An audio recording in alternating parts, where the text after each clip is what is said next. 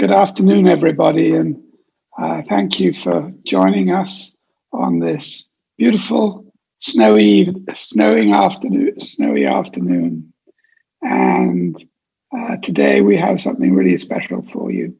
So Linda Weinstein is going to give us a talk entitled "A Camp in My Neighborhood," and she'll tell you all about it.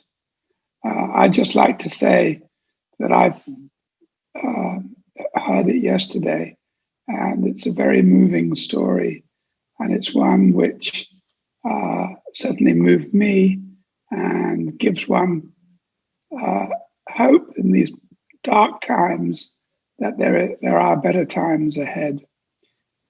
First of all, let me introduce Linda, who many of you know. First, her professional life, she was the president and CEO of the Rochester Area Community Foundation in Rochester, New York, for 19 years, the state endowment manager for Fleet Investment Services, and the principal in Charitable Concepts, a consulting company that worked for nonprofit organizations.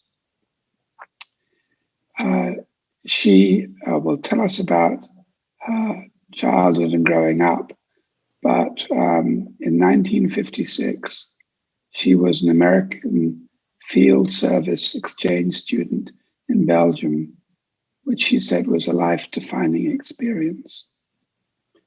As a volunteer, she was president of the Jewish Family Services, the Rochester Women's Network, and Center for Government Services, as well as serving as a vice president at Strong Museum of Play and the Rochester Institute of Fellows. She and Sid moved to Newbridge in June 2019. And they have 3 married children and 6 grandchildren. And Sid and Linda lived happily in Rochester for 56 years. And we're really excited about your talk today, Linda. So it's all yours. Good afternoon, and thank you, Michael, for your lovely introduction. And special thanks to Nancy Vega, without whose good humor and expertise, this would never be happening. And thanks to all of you for joining me.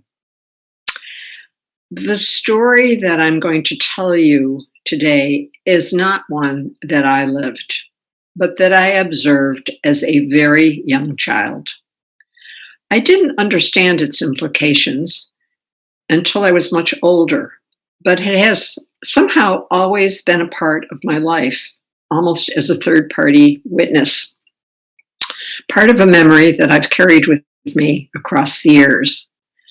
One explanation, you are going to see some visuals that are very old and probably not in pristine quality. And you will also hear some of the recordings that were made of the refugees some years ago. So, A Camp in My Neighborhood begins with the story of stranded refugees in Italy in August of 1944, near the end of the European War, and their journey to my hometown, Oswego, New York, to my neighborhood. I thought a little history about Oswego would be useful. First of all, you see Oswego, which is right on Lake Ontario, across Lake Ontario from Canada, which is up here, and almost equidistant from Rochester and Syracuse. The Indians, the French, and the Dutch traded here, fought wars here. In fact, in the 1700s, there were 3 British forts which were destroyed and then rebuilt during the Revolution. Oswego was built by immigrants who settled along the Great Lakes in the 1800s. Irish immigrants, Italians, a lot of French Canadians, and Germans. It was surrounded by fertile farmland. It was in many ways a slice of America in the 30s and 40s with a limited sense of the outside world. It was, and it still is, a port city. Had about 25,000 people living there at the time. Some of you may have experienced Oxheart peanut butter or Oxheart chocolate-covered cherries that were made there. In those days, every small town made something. It was once a railroad hub, and in fact, that is how my grandfather arrived there. He was shoveling snow off the tracks between Syracuse, where he was living with relatives, and Oswego, got stuck in Oswego, somehow got a horse and cart to become a peddler, and eventually opened up a dry goods store and did well enough to send for some of his brothers. Sound familiar? And so that's how my father and I came to be born in Oswego. Oswego only had 20 Jewish families in 1944, and half of those families were Shapiros, or at least related to them. My father, Ralph Shapiro, was a small businessman. He was active in civic life, and at the time we're talking about, he was the president of the Red Cross, which is pertinent to our story going forward. This was a center of attraction in Oswego years ago, the theater. In 1944, there were thousands of refugees who had found their way to southern Italy as American forces were fighting the war there. Most had been on the run for years, barely evading or not evading at all the Nazis. Many of the children had never attended school. Suddenly, President Roosevelt was announcing that 1,000 of those refugees would be brought to the United States, ignoring the quota system, and as his special guests. They were told that they would come for the duration of the war and signed agreements that they would return after the war. Americans were told this was a humanitarian gesture that the president was offering. It's probably much truer that the Army asked for some help, that they could not fight a war and also deal with the thousands of refugees that were crowding the roadsides.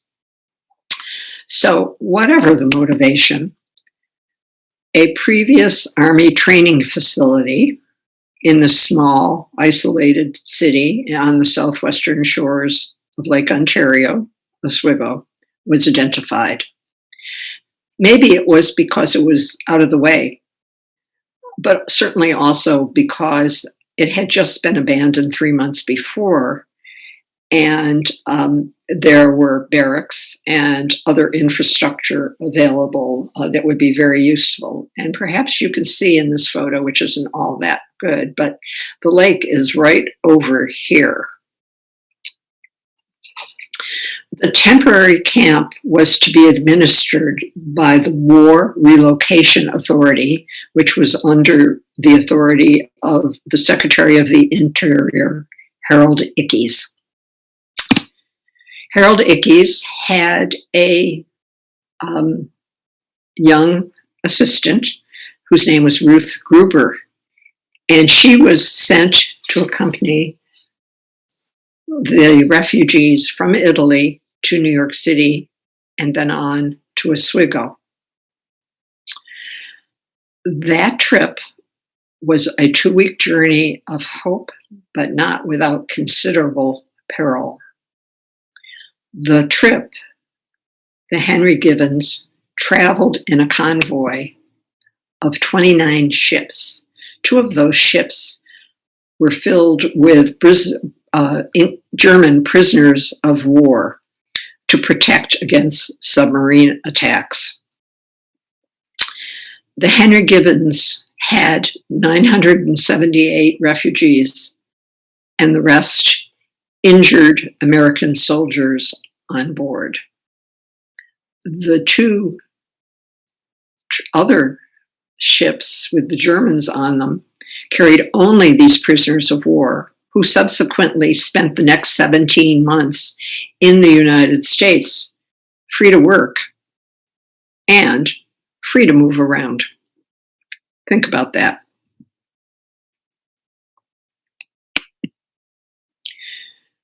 When the refugees arrived in New York City, one of them, a young man, said that he's sure the Statue of Liberty smiled at him. From New York, their journey continued to Oswego by train. The refugees had been deloused and had had labels affixed to them that identified them as casual baggage property of the U.S. Army. Train trips had very bad connotations, so you can imagine the mixture of curiosity and fear that was present. The trip took, I think, probably about 6 hours. And must have been massive confusion. They are getting off the train. Unfortunately, their first view of their new home was of a fence and barbed wire that was left over from a military installation, but nevertheless, it was barbed wire and a fence. They were so intimidated they refused to leave the train. My father, as president of the Red Cross and speaking some Yiddish, went on the train and recruited some volunteers to go with him and see that where they were going to live was actually a safe place. So these are the Quonset huts that were to be their home for the next 17 months. They slept on cots. They used bathrooms at the end of the hall, but they were safe. And many volunteer groups from Rochester and Syracuse, and I'm sure Oswego, made curtains and brought dishes and brought some of the comforts for daily living. And little by little, they settled in.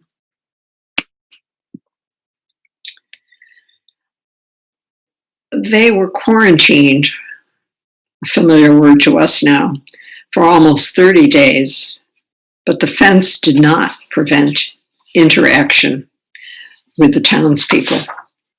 And indeed, I have an indelible memory, even as a 4-year-old, of going to that fence with toys and dolls that I passed through the openings to empty hands. The camp, I think, was an emotional event for an insular community that was thrust into the realities of the time. On the other hand, it was a community that had been built by waves of immigrants, so I'm sure that helped. In short order, the teenagers managed to go, wait a minute, I would like you to hear a voice of one of the Oswegonians. I rode down on my bike. It's the first thing I ever bought when I got to work. And these children came up to the fence and they looked over and they said, "Oh, bicicla, bicicla." And I said, "Oh, I wish there's some way I could get that in there so they could ride it, let them take it for the day." But they had the high fence and then the picket wires across the top. But I saw some fellows I knew, and one got on top of the shoulders of the other. And then they had on the other side some men or boys. They did the same thing, and I handed them my bike and they got it over. So, in short order, the teenagers on both sides managed to go over the fence, under the fence, and occasionally around it by the main gate when the guards were looking the other way. Unfortunately, the adults were not having such a good time. They had passes to go outside the gate for 6 hours a day, but they couldn't work, at least officially. After years of upheaval, they were anxious to work and to provide actually some skills that were desperately needed because of the shortages of manpower from the war, and to have some semblance of ordinary life. But unlike the Germans, they were not allowed to work, and it was very frustrating for them. As of course, with any system, some got around them.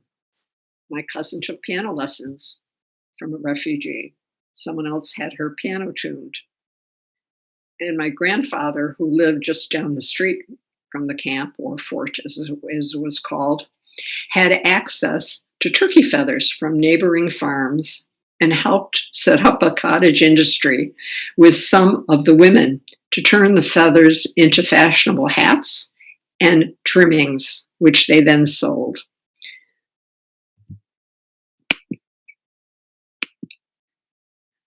Another wonderful experience was, and a supportive experience, was when Eleanor Roosevelt came early in the camp's life to visit.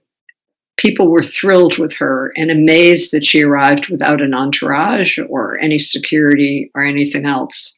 There is a story that she knocked on one of the Quonset hut doors and was, when the door opened, the woman was French speaking, and Eleanor Roosevelt asked her in French how she was doing and how the baby was, and so on. This was one gracious woman.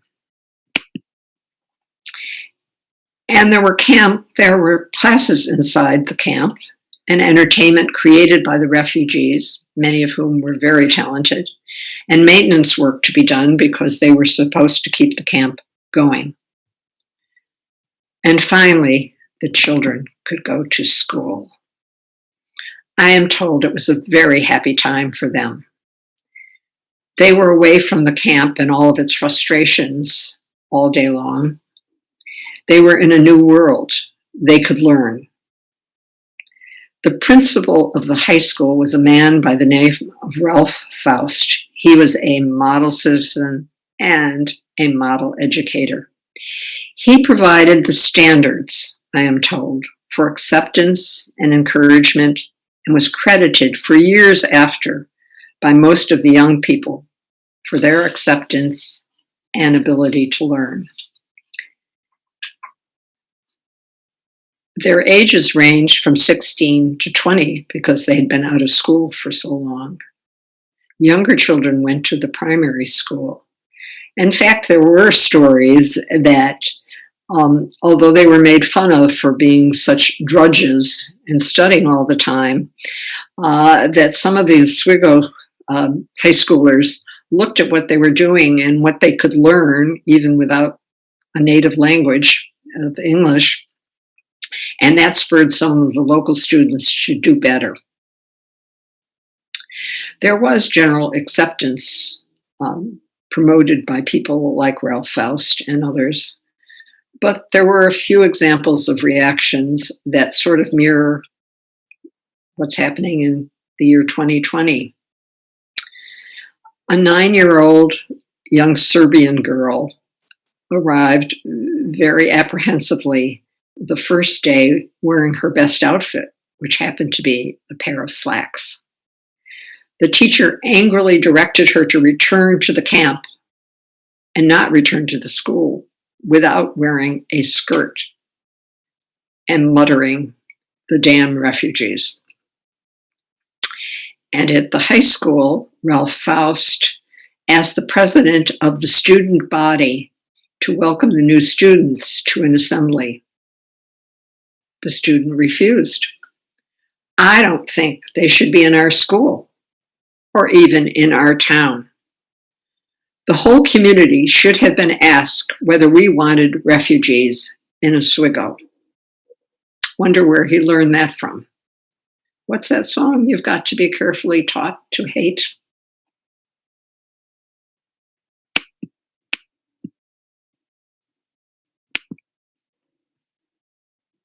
Somebody finally was interested personally in what we were and what our potential was. I think that our parents couldn't help it during the war. They had other preoccupations. They tried to provide food and security for us. And here it was a new experience when somebody really devoted time and cared what our development would be, what our courses would be.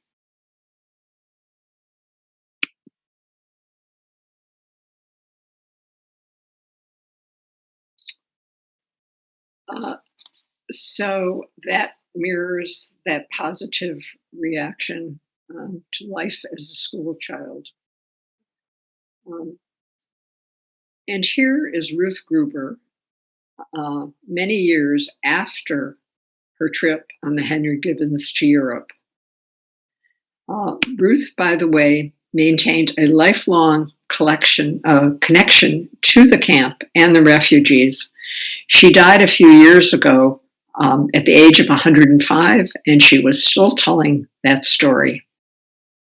The schools of Oswego opened their arms to our children, and the children brought America into the camp. They brought the Bill of Rights into the camp. They taught their parents what America was.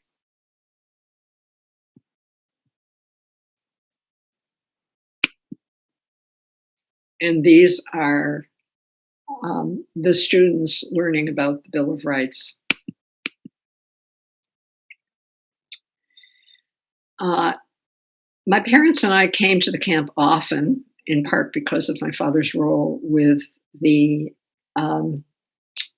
Red Cross, and they became good friends with some of the refugees. Here I am at a birthday party. I'll leave it up to you to determine which is me at age 4. And sometimes, quietly, some of my earliest memories are of my parents spiriting their new friends out of the camp after hours for dinner at our house. There was Leo, the opera singer, who made his Slada, Hans, a set designer, and his wife Lottie and son Peter. The Duquette brothers, who later developed an export business, a very successful business in New York. The Kaufman family, who were photographers, with the daughter Eva I played with. It's a shame there are so few photos. In those days, we just didn't have instant cameras. So in December of 1945, the government had to decide what to do with the refugees who had no legal status here. Remember, they had signed agreements that they would go back to Europe, and who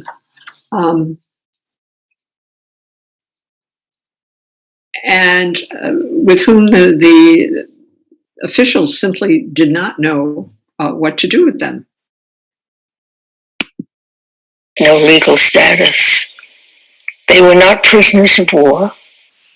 They were not criminals, but they had no visas. They had come in as guests of President Roosevelt, and that was not a legal determination.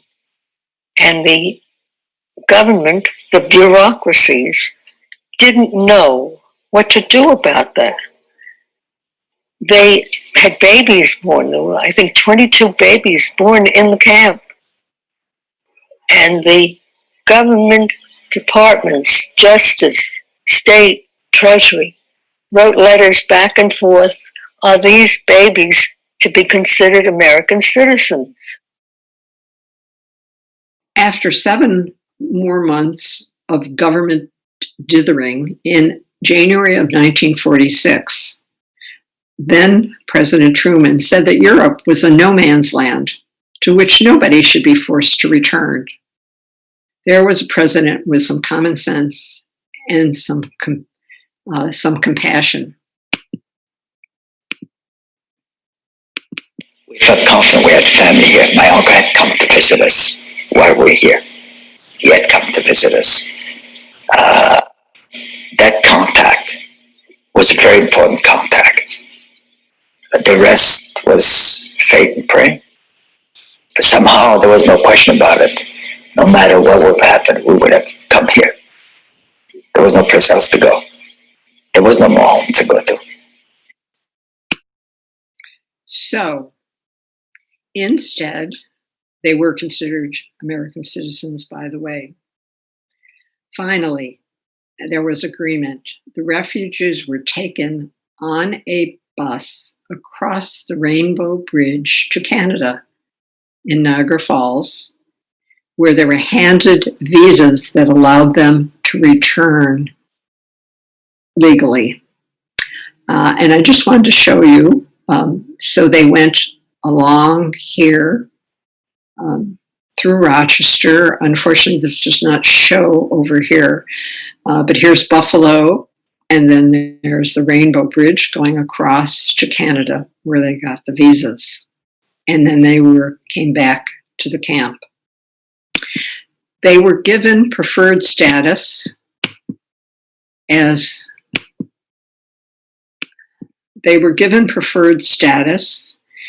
for citizenship.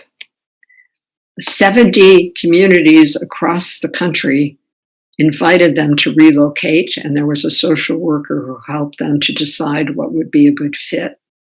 None remained in Oswego, although one couple did come back and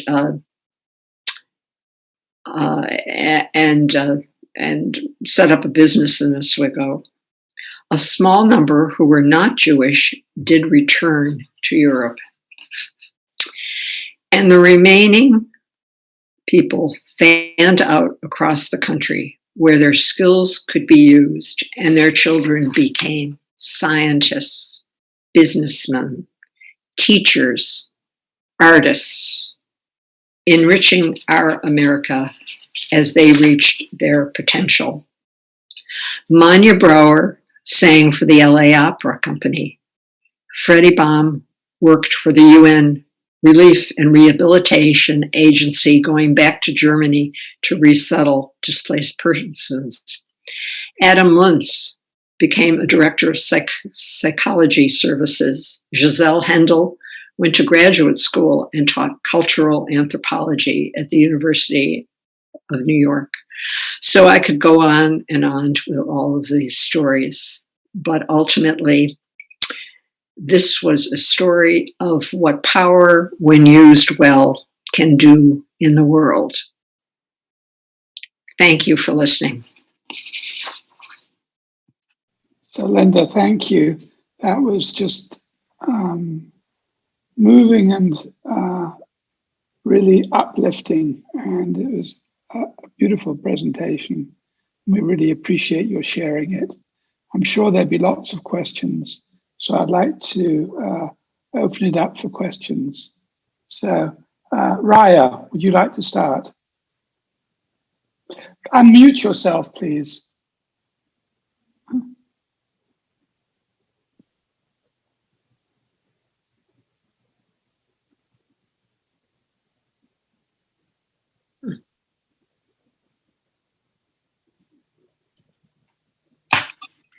Can you hear me now? Yes, we can. That was a fascinating story, and it's interesting that Roosevelt did that because we remember things that he didn't do. But do you have any idea how these people were chosen to come to the United States? There was someone from one of the bureaucratic departments who I remember hearing was charged with making the choice. And there were about 3,000 refugees who could have come if we had found space for them. And I'm told that the poor man had a nervous breakdown in the middle of it all and said, I cannot play God. I don't want to do this anymore. They did give preference, as I remember, to families They gave preference to people who had been in concentration camps. And they did give some preference, I think, to younger people, some youngsters who were alone, who had, for one reason or the other. The other interesting thing that I've never been able to find out and nobody else seems to know is that they chose presumably 1,000 people. But only, the numbers vary, but my number was 978. Only 978 actually boarded the Henry Gibbons. And Ruth Gruber did not know what happened to the rest. And nobody ever seems to have figured out why at least a full 1,000 people didn't appear. It's interesting. Yeah. So, Betty. This is a fascinating story, Linda. I kind of think maybe I'd like to know more. I'm wondering if Ruth Gruber, who was such a prolific producer of all kinds of literary things, if she wrote about this at any point. Can you see it? Haven, yes. It's called Haven, and it has a lot of detail in it. It is her story, and she saw it. I do remember that there were some differences of opinion about certain things, but in general, this is a very good book to read. And as I said, she spent her life in contact with these people. And so she knew in this book, it's what happened to them, where they went, who they married, et cetera, et cetera. So I don't know whether it's still in print or not. I've had this book for quite a while. I'd be glad to loan it to anybody who wants to see it, as long as I get it back. Thank you. Bob. I was wondering if any Jewish groups like the Hebrew Immigrant Aid Society got involved. Like you mentioned, the Red Cross. And I was wondering who assembled them and not how they were chosen, but basically where they came from. Well, you said they came from Italy, I think. They came from 18 different countries. The majority of them were from Yugoslavia. But they were from the two speakers you heard. One was from Belgium. I've forgotten now where the other one was from. Yugoslavia, I think you said. In terms of how they were selected, there was no Jewish agency involved. There were organizations like Council of Jewish Women and Hadassah. I don't know about any men's groups who came to the camp and provided friendship and materials for people, the things that made their life a little bit easier. The placement of these people, I don't know whether there were any Jewish national agencies involved. I don't think so, but I'm not really sure. In Oswego, we had a small shul, again with the 20 Jewish families, and a few Jewish academics from the what was then the Oswego Normal School, became part of the State University. And they provided home hospitality for holidays and so on. But in terms of placement, ultimately, I don't really know. I don't think, at least my story, as I've learned it over the years, did not include any of those national Jewish organizations. Thank you. Serena, can you unmute yourself? Thanks, Linda. That was a wonderful story. I just wondered, I don't know if you can answer this question, how were the residents of Oswego prepared for this, or were there attempt to give them some background of the people? And I don't know how much more they had an interaction with people other than your family and maybe some of the other Jewish families. Well, I don't think that the people of Oswego were prepared in any way. They just dropped these people down. However, this was not in the center of Oswego. It was on the lake, and it was off East 9th Street, sort of off, and it was quite a large area. because it had been the British fort, and it had been a training facility for the Army. However, the people from Oswego were very curious. They'd never seen refugees. They wanted to see what a refugee looked like. So there was that lot of interaction. You heard the young woman, older, telling the story of how she passed her bicycle over. She was not Jewish, and there were a lot of false news going on at the time, apparently, that here are these refugees have come and they were living in the height of luxury, and wasn't that unfair? And, this was a primarily working class poor community. So I think that somewhere along the way in the fall, when things quieted down, they had an open house and they invited everybody to come. So I think that was where a lot of people came out of curiosity, saw that they were not living in the lap of luxury, and began to understand more clearly. Also, I think the kids were messengers inadvertently. The Oswego school children went home and talked about the kids. And like that unfortunate head of the president of the school group, who parroted his parents by saying he didn't think any refugees should be there. I'm sure there were still some holdouts. But in general, I think that they were accepted, and there were people who were not Jewish who offered help and friendship. Terry, do you want to unmute yourself, please? So I'm just curious. First of all, this is a story that makes you cry. Most people cry right now, but it's too bad the whole world wasn't welcoming of these people who were, taken to die because of their faith all over Europe. But the thing is, I don't understand Roosevelt, and as to what Ryan mentioned. So Roosevelt, even though Eleanor begged him, would not allow 10,000 Jewish children to come to do what the British did with the kinder train. He would not allow the St. Louis to let 927 Jewish people off in the United States.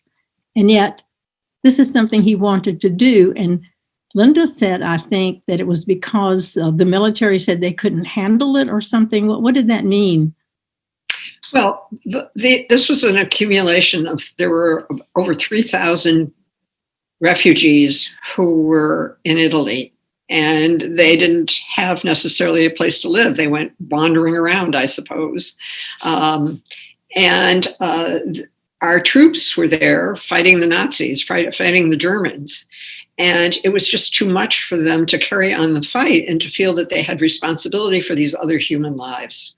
So the military, and I'm not sure how that was communicated to Roosevelt, said, you've got to help us out. He set the figure of 1,000, and I don't know why. There were 3,000. We could have easily accommodated 3,000 people in the United States, but we didn't. And so, as I said, that was presented as a humanitarian gesture, but it was really a practical gesture. And I think it allowed him some cover also. Mm-hmm. I mean, we were a very insular country. And the other thing about people in Oswego, to their defense, is I don't think there was much in the news about what was happening to the refugees, unless you read certain newspapers. We had the Oswego Palladium Times, and Oswego, that's what everybody read. And I don't know how much news was covered about what was going on nationally. So the war was covered, but the particular situation of the Jewish population in Europe was not well covered. Yeah. Ron, would you unmute yourself?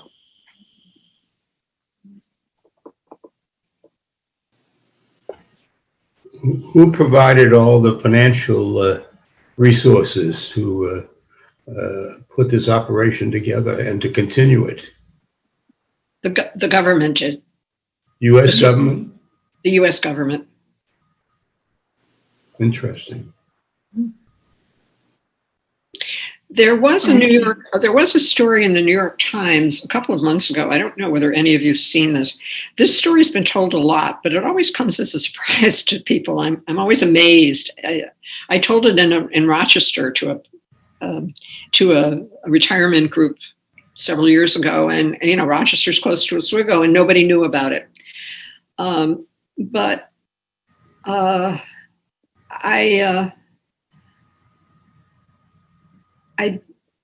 not sure what my point was going to be about this. Sorry.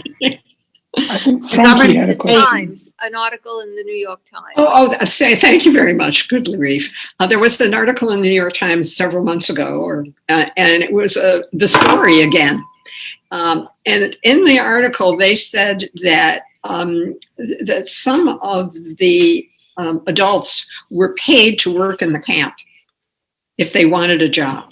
Oh. Now, I never read that, but it's in the New York Times. But it's not in Ruth Gruber's book, or any of the stories I ever heard. The story that I heard was that they had skills they would have liked to have worked, especially outside the camp, so that they had some sense of belonging to a community, but they were not allowed to do that. And I know that they did have to do certain tasks inside to keep the camp going, which I'm sure kept down on expenses. But as far as I know, they weren't paid to do it. And maybe they were. I don't know. That's the New York Times says that they were. Frankie, did you have a question? Can you unmute yourself? Are you talking to me? Okay. I think it was. Can you hear me now? Hi, yes, Brenda. So I'm wondering how many other Oswegos there are or have been. Could you hear me? There was no other Oswego. There was no other community across the entire United States that took any refugees in, unless they got here on their own. Sam. Story. You're muted. Can you unmute yourself, Sam?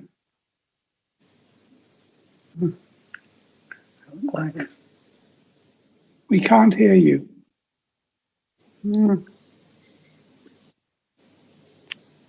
Sam, I'm unmuted. We can't hear you. Here I am. I'm unmuted. Okay.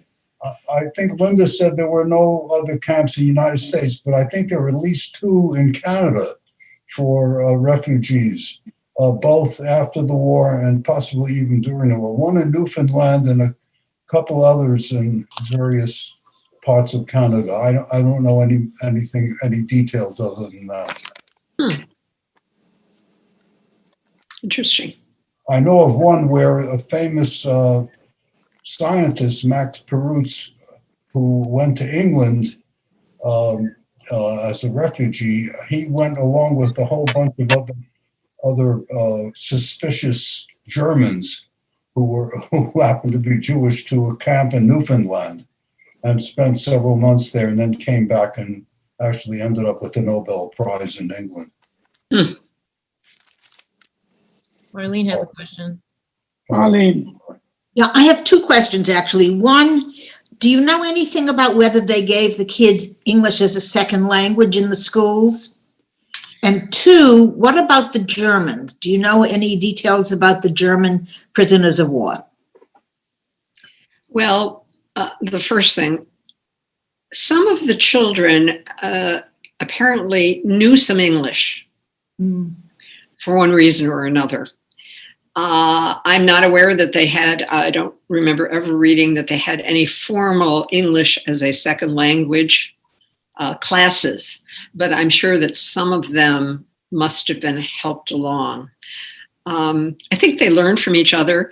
They learned actually from speaking to some of their peer group through the gate, through the gate, fence. Yeah, because there are stories about how they couldn't speak to each other, but teenagers yes. were interested in each other. So they learned some basic language, but I don't know that there was any organized classes to help them with English. there may have been. In terms of the Germans,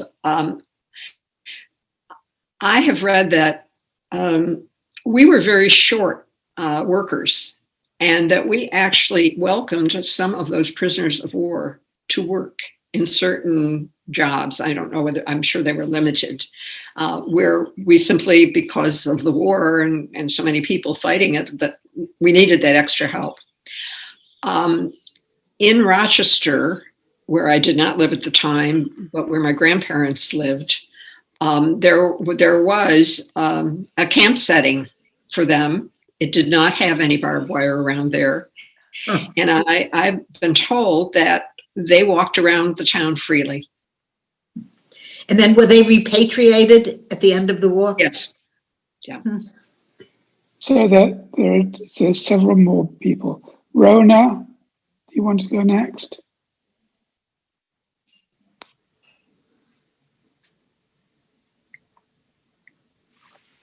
You're muted.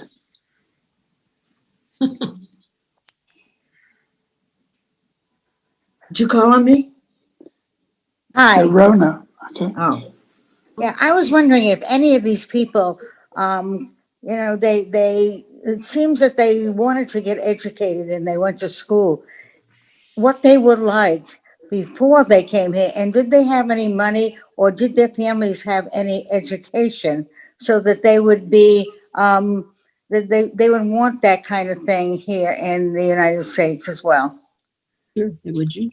Well, some of them, I mean, I'm sure there was a mix of people. The people that I remember hearing about were very well educated. Leo was an opera singer. He became a cantor, as I understand it. I don't remember his last name. They had been on the run for so many years, for most of them. One of those women, the one who has the baby and she's smiling at the end, Manya, had been in 5 different concentration camps as a child. Oh boy, that's really. So whatever learning they had came from a history of being educated, but certainly not a current, currently. But they were, the set designer, for example, they were good friends of my parents and kept in touch with them afterwards. He was trained as a set designer. He did designs for operas. So there were many, many skills, and I'm sure there were some scientists among them. And then there was in Haven, there's a story about one person who went to New York. She was a hairdresser. Well, she ended up opening several hairdressing salons, where Ruth Gruber went to one of them because Ruth also lived in New York. So I'm sure there was a mix. And I'm also told, interestingly enough, and that probably wouldn't come as a surprise to anybody, that in spite of the fact that everybody arrived there virtually penniless, there was no money. Nobody had any money unless they had some relatives who already lived in the United States and could help them out. But they had no money, nothing. But that the German Jews, who were a small number, and the Eastern European Jews separated themselves from each other. Wow. That has been a history that the German Jews, also penniless Jews, felt that they were better educated and superior to the Eastern Jews. That was we've got several people. It was a good talk. There's several people. Edith. Yes. Next. What kind of medical care was there for these people? Was it local, or did they have vaccinations, or were there physicians as part of the group, or do you have any information? There were, well, I'm not sure how accurate I am, but there was local medical care. There was someone who was brought in, a doctor. Vaccinated. Yeah, and they were all vaccinated. The kids were vaccinated and so on. They were all treated. There was at one point over 100 people who were sent to the hospital and stayed there for some while because of mental concerns. I mean, just being very upset. I think that was the Oswego General Hospital, which was a really Very pleasant place, but not a place with a lot of skill. A good place if you wanted your pillow popped up. I remember my father loved going to the hospital in Oswego, but it didn't, for any complications, they probably went to Syracuse because Syracuse was the closest community. But they did have regular medical care. So we've got three more questions. So one is Bob, then Nancy, then Marlene. Linda, okay, Bob. Was it, did I hear correctly that you say they had to agree to go back to Italy? So that they had to go back to Europe. They had to go back to Europe. So that says to me that the citizens of Oswego, I don't know if I'm pronouncing it right, were the heroes here. The government used this as a model camp. And luckily they were able to get visas by going to Canada. So this does not sound like the government were the heroes here. If this was the only one in the country and there were only 900 odd people, I don't know how this came about. It doesn't sound like a government story. Well, Roosevelt was told that he needed to do something about these refugees that were hindering the course of the war in Italy. So it had that relationship. But the government was responsible for the visas. Yes. That's because their policy changed, Sam. No, well, it was because they had to come up with something. Yeah. As Gruber describes, they didn't have any standing. Being a special guest of the president was not an official designation. So I don't know who came up with the idea of taking them to Canada for visas, but that's what we should find out. I think it was Truman, actually. Yeah. Or he said, find a way to keep them. Yeah. It wasn't rocket science, frankly. Nancy? In response to the question of whether there were other camps, I don't know about other, large-scale camp projects such as this, but in the years right after the war, the Boston, the Jewish Family Service, Jewish Family and Children's Service, JFCS, had quite a few Jewish refugees that they took care of. And I worked 2 summers at Camp Kingswood, which was a JFCS camp. And they had a unit, a New Americans unit, where the kids were taught English, and I don't know what else they did, but they had a separate program, separate from the rest of the camp. Although some of the older boys worked in the kitchen and worked as maintenance people at the camp. They were quite integrated in the camp. We were all, good friends enough so that I had a summer romance with one of them. And they all stayed in the Boston community, as far as I know. And I know one of them went on to Harvard, and I was at Radcliffe, so I used to see him all the time. And he became a prominent MD in the Boston area.